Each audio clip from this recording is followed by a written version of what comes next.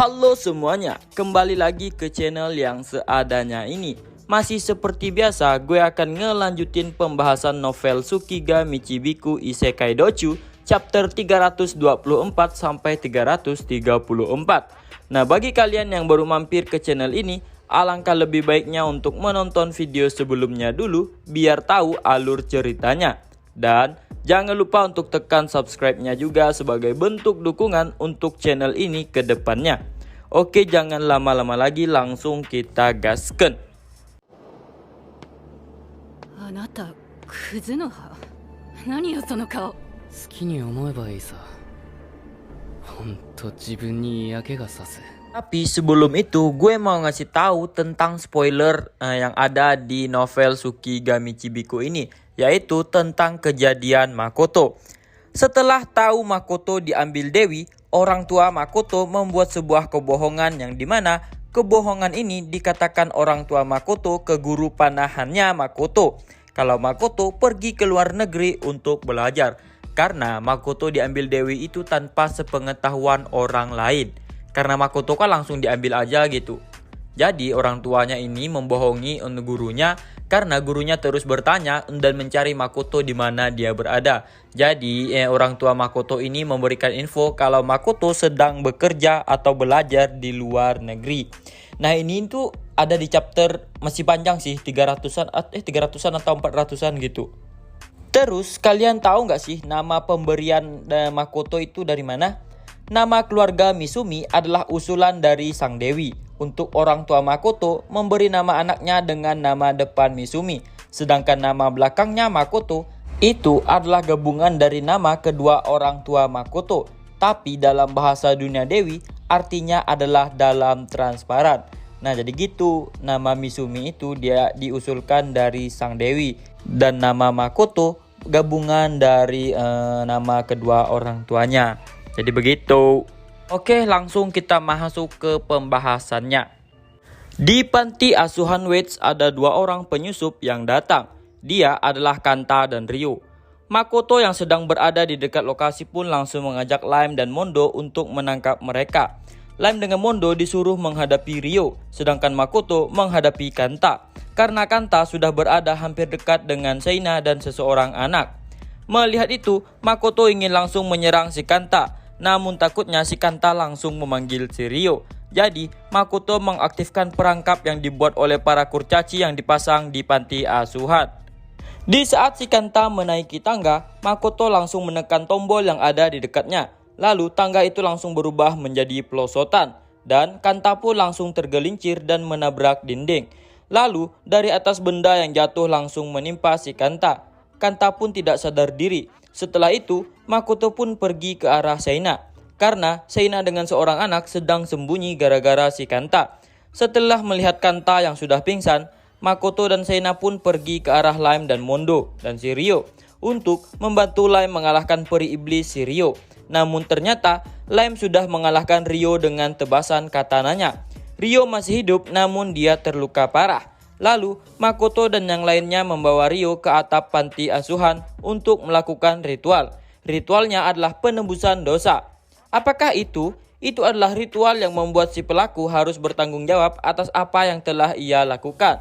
Lalu, Mondo pun menaruh si Ryo di atas lingkaran sihir.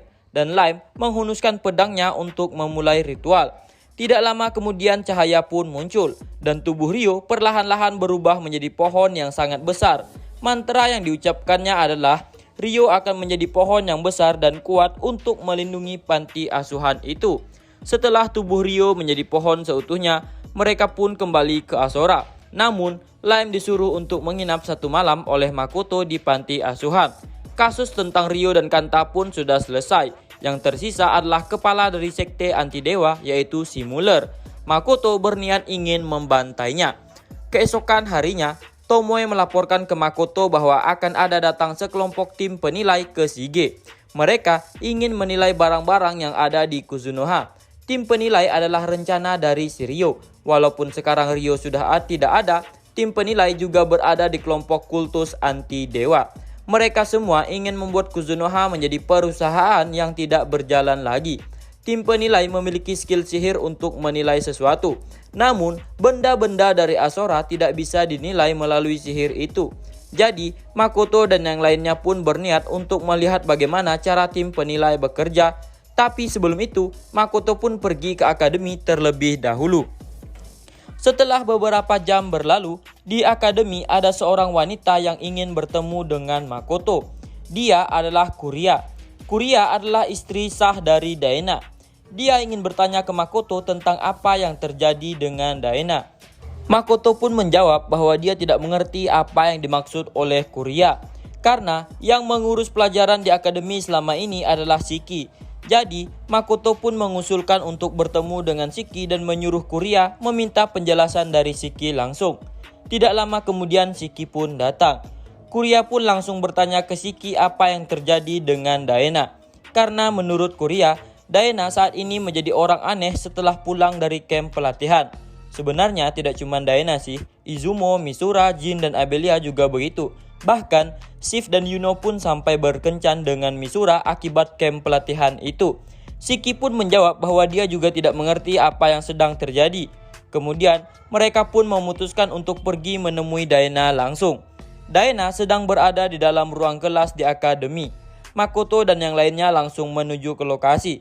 Pas sampai di depan kelas, mereka melihat Daena yang berpidato sendiri sambil mengeluarkan kekuatannya. Isi pidatonya adalah bahwa dia ingin menjadi kepala sekolah di akademi. Melihat itu, Makoto pun berniat ingin melumpuhkan si Daena. Dia langsung memasang magic armornya, namun ternyata Shiki bertindak lebih cepat dan mengarahkan tongkatnya ke Daena dan membuat Daena tertidur. Setelah itu, Makoto dan Shiki pun mengobrol dengan Kuria. Mereka menceritakan tentang Daena di camp pelatihan sebelumnya. Kemudian, mereka pun pergi. Kuria masih berada di sana untuk menjaga si Daena. Di hari berikutnya, Makoto masih bertanya-tanya tentang tujuan sebenarnya dari tim penilai Nechi Kitos yang terkenal. Sehingga Makoto mencurigai ada pihak yang memobilisasi mereka. Seorang pria pemimpin tim penilai Nechi Kitos pun menunjuk produk yang tidak ada dalam daftar di toko, yaitu tentang obat ambrosia. Makoto pun menjelaskan bahwa mereka memang memiliki stok produk itu sebelumnya. Tapi obat itu memiliki ramuan khusus dan telah lama hilang dari catatan sejarah. Jika mereka memang menginginkannya, Makoto pun bersedia untuk menyiapkannya. Walau itu bukan sesuatu yang mudah. Makoto mengerti bahwa informasi tentang Rembrandt yang memintanya mengobati istri dan putri-putrinya telah bocor. Namun, tim penilai akan tetap memeriksa toko Makoto. Tapi, Makoto menolaknya. Selain dia tidak memiliki stok produk yang dimaksud, alasan lainnya adalah itu akan mengganggu pelanggannya dan menghambat bisnisnya. Karena ambrosia adalah produk yang langka dan berharga. Makoto pun menetapkan harga jika tim penilai bersikeras ingin mendapatkannya. Tim penilai pun setuju dan akan datang di lain waktu. Kemudian, Makoto pun memerintahkan Jin dan Abelia untuk melayani sejumlah orang di tim penilai. Dan pada akhirnya tidak ada masalah dengan tim penilaian. Setelah datang ke kota akademi, Makoto ingat bar yang Shiki dan dia sering datangi, Rabidol. Makoto sudah pergi ke restoran Gotetsu beberapa kali di siang hari. Seperti yang guru katakan, masih terlalu dini untuk datang ke bar. Rabidol memiliki menu yang cukup padat, sehingga dapat digunakan sebagai tempat makan. Tetapi saat itu tidak ada pelanggan lain selain Makoto.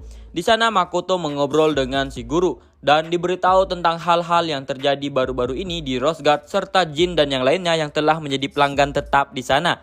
Setelah mengobrol panjang, guru pun meminta izin kepada Makoto untuk menanyakan sesuatu. Setelah dipersilahkan, guru pun bertanya tentang apakah Makoto tahu tentang seorang gadis bernama Seiren Germena. Makoto pun mengatakan bahwa dia tidak mengingat nama tersebut. Makoto pun bertanya ada apa dengan orang yang bernama Seiren itu.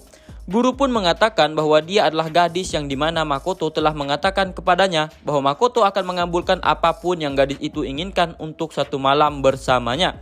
Setelah mengingatnya dengan benar, Makoto pun ingat bahwa dia adalah seorang peneliti di akademi yang bernama Seiren. Saat itu ada beberapa gadis yang bersikeras untuk menjadi nyonya Makoto demi uang atau kekuasaannya. Jadi, Makoto memberitahu salah satu dari mereka bahwa jika mereka melakukan apapun yang Makoto inginkan untuk satu malam, maka Makoto akan mengabulkan permintaan apapun yang dia inginkan. Guru menjelaskan, Seiren adalah pelanggan yang sering datang ke sana. dia adalah salah satu dari sedikit pelanggan yang memesan minuman yang sama dengan yang Makoto minum saat ini. Dan keajaiban bahwa mereka berdua belum pernah bertemu di sana. Makoto hanya mengangguk menanggapinya.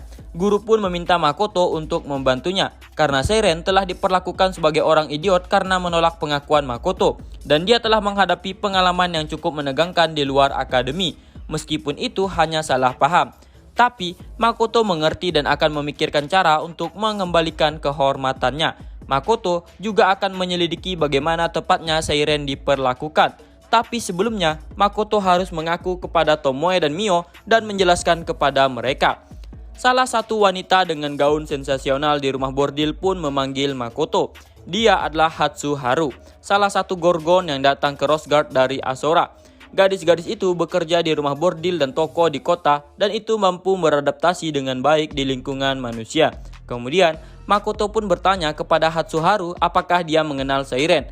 Hatsuharu pun mengatakan bahwa dia tahu tentang gadis itu, tapi dia tidak mengenalnya secara pribadi. Setelah mendengar itu, Makoto pun meminta Hatsuharu untuk menyebarkan berita bahwa Seiren dan dia hanya menjalin persahabatan yang sehat. Hatsuharu pun mengerti dan dia akan melakukan yang terbaik. Kemudian Hatsuharu pun mengatakan bahwa dia dan Kuro akan menghadiri kuliah siswa sebagai tamu dan meminta izin akan melakukannya saat Makoto masih berada di Rose Guard. Makoto pun mengizinkannya. Setelah itu, Makoto pun bergegas untuk menemui Izumo. Setelah bertemu dengan Izumo, Makoto pun meminta waktunya untuk berbicara. Tanpa Makoto duga, Izumo juga tahu tentang masalah Seiren. Dia menjelaskan bahwa Seiren adalah seorang putri bangsawan penghobi kekaisaran yang tetap berada di akademi, yang menghususkan diri dalam pondasi dasar Arias. Dia belum menikah dan tidak berhubungan dengan keluarganya. Dia adalah wanita yang tidak menarik yang tujuan utamanya adalah penelitian. Dari penjelasan Izumo, Makoto pun memintanya untuk menjelaskan secara rinci tentang gerak Arya kepada Seiren. Karena Seiren adalah seorang peneliti dan berspesialisasi dalam pondasi dasar Arias. Setelah mendapatkan penjelasan yang rinci dari Makoto, Izumo pun mengerti dan akan melakukannya. Setelah selesai dengan Izumo, maka selanjutnya adalah Zara dan anggota staf akademi. Setelah bertemu dengan Zara dan menjelaskan detail masalahnya, Makoto pun mengetahui darinya bahwa yang menyebarkan isu itu pertama kali adalah Seiren itu sendiri. Sehingga itu membuat Makoto sedikit lega. Itu artinya Seiren hanya menghancurkan dirinya sendiri. Namun, itu tetap membuat Makoto merasa bersalah. Jadi, dia meminta saran kepada Zara tentang cara terbaik untuk seseorang pedagang yang ingin memberikan bantuan kepada seorang peneliti di akademi sebagai permintaan maaf. Zara pun menyarankan agar Makoto memberi dukungan terhadap penelitiannya atas nama perusahaan Kuzunoha dan membuat kesepakatan pembagian keuntungan serta rincian hak penelitian sejak awal agar tidak menimbulkan polemik di kemudian hari. Dan dalam hal semacam itu, Guild dapat memberikan dukungan dengan membuatkan kontraknya. Selain itu, cara tersebut juga tidak mengharuskan Makoto untuk bertemu dengan mereka. Saat Makoto menggali minat Zara terhadap penelitian, Zara pun mengatakan bahwa dia sangat suka meneliti tentang buku, terutama novel. Zara mengatakan bahwa dia sangat menyanjung seseorang yang dikatakan adalah pendeta pertama Laurel bernama Hitsuna, yang dianggap Zara sebagai legenda. Berbicara soal Laurel, Makoto pun mengatakan bahwa baru-baru ini dia telah pergi ke Kanaoi di Laurel atas undangan permaisuri dan telah diberikan izin secara bebas mentransmisikan Naoi dan Kanaoi. Kemudian, Zara pun kembali ke pembahasan tentang penelitian yang dimaksudnya sebelumnya dan mengatakan master sastra itu biasa dipanggil Prince Germena dan Seiren Germena adalah keponakannya. Karena situasinya seperti itu, Zara pun akan memberikan instruksi terperinci mengenai permintaan maaf dan masalah dukungan. Lalu tiba-tiba ekspresi Zara pun berubah. Saat Makoto menanyakan alasannya, Zara pun mengatakan bahwa telah terjadi beberapa masalah dengan orang yang melakukan transmisi pikiran dengannya. Makoto pun terkejut mengetahui Zara bisa melakukan transmisi pikiran. Sadar dengan keterkejutan Makoto, Zara pun memberitahu Makoto untuk merahasiakannya. Lalu, Zara pun menanyakan dukungan seperti apa yang akan diberikan Makoto kepada Seiren. Makoto pun menjelaskan bahwa dia akan melibatkan bawahannya Shiki untuk menyiapkan 500 koin emas dan salah satu siswanya yang mengetahui tentang pengaplikasian teknik Arya yang unik. Pada saat Makoto menjelaskannya kepada Zara, tiba-tiba lemari di sebelah kirinya pun terbuka dengan keras. Lalu seorang wanita berjas lab pun keluar dari sana. Makoto pun bertanya kepada Zara siapa wanita itu. Zara pun menjawabnya bahwa dia adalah Seiren Germena. Mereka pun kembali berkenalan dan Makoto pun langsung meminta maaf kepadanya atas masalah yang terjadi. Seiren pun sekali lagi memastikan apakah dia benar-benar dibolehkan untuk meneliti dan mendapatkan penjelasan tentang Arya yang digunakan oleh Izumo Ikusabe. Makoto pun memastikannya. Dia juga memastikan tentang 500 koin emas yang dijanjikan Makoto untuk penelitiannya. Makoto juga memastikan tentang itu. Seiren pun tidak percaya Makoto akan melakukan sejauh itu demi dirinya. Lalu Zara pun menjelaskan bahwa orang yang paling menderita dan menjadi korban dalam masalah itu sebenarnya adalah pihak Makoto. Jadi Zara pun menagih permintaan maaf Seiren untuk Makoto. Seiren pun menundukkan kepalanya dan minta maaf atas semua masalah yang terjadi. Makoto pun lega karena masalah itu telah diselesaikan dengan baik. Berdasarkan laporan Shiki, Makoto mendengar bahwa generasi kedua dari siswanya secara tak terduga telah melakukan yang terbaik dan masih ada sekitar 10 siswa yang masih datang ke kelas. Shiki pun memilih beberapa yang bagus dan menyuruh mereka melawan Blue Lizard. Hasilnya pun tidak terlalu jauh berbeda dengan angkatan Jin dan yang lainnya, sehingga membuat Jin dan yang lainnya menjadi termotivasi. Dan untuk masalah lain, Makoto sangat berterima kasih kepada Zara karena berkat dia, sekarang Makoto memiliki pandangan umum tentang masalah tim penilai di Rose Guard, serta masalah dengan Seiren Germena. Sehingga sejak mereka saling meminta maaf, perlakuan di akademi dan kota pun perlahan membaik kepada Seiren. Izumo yang datang ke penelitian Seiren juga melakukan tugasnya dengan baik, dan sebagai hasilnya lahirlah Motion Arya. Setelah itu, Makoto pikir sudah waktunya untuk menambah pengalaman untuk siswa generasi pertama dengan lawan yang lebih kuat yang memiliki keterampilan khusus.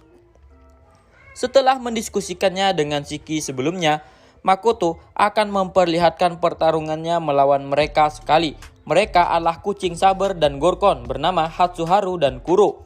Makoto menjelaskan bahwa mereka berdua bukanlah level yang bisa dilawan Jin dan yang lainnya karena akibatnya akan fatal.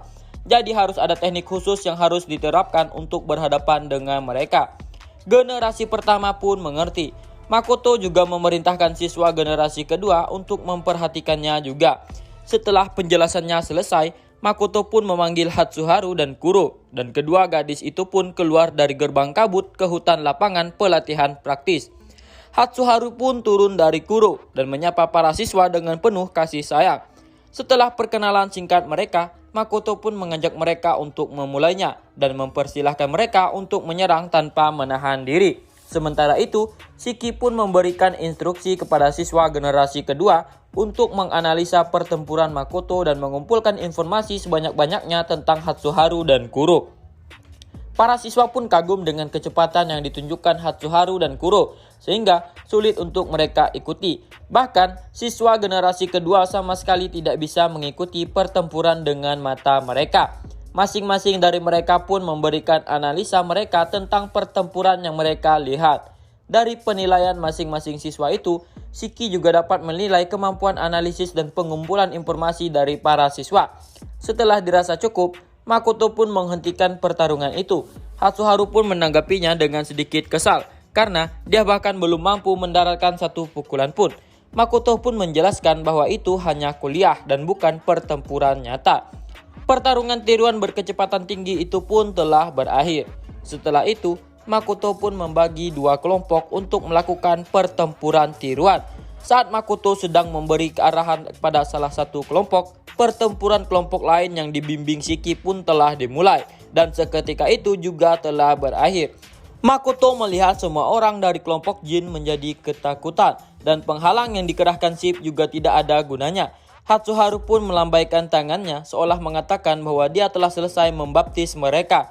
Makoto pun membatalkan mantra alami yang membuat salah satu siswa generasi kedua yang menjadi batu dari leher ke atas. Siswa yang baru dipulihkan Makoto pun bertanya-tanya tentang apa yang terjadi. Siswa itu adalah seorang gadis yang berasal dari sekolah cabang spesialisasi pemanggilan bernama Samila. Makoto pun menenangkannya dan menyuruhnya untuk mengkonfirmasi situasinya sendiri. Lalu dengan panik, dia pun mengatakan bahwa sebagian dirinya telah berubah menjadi batu.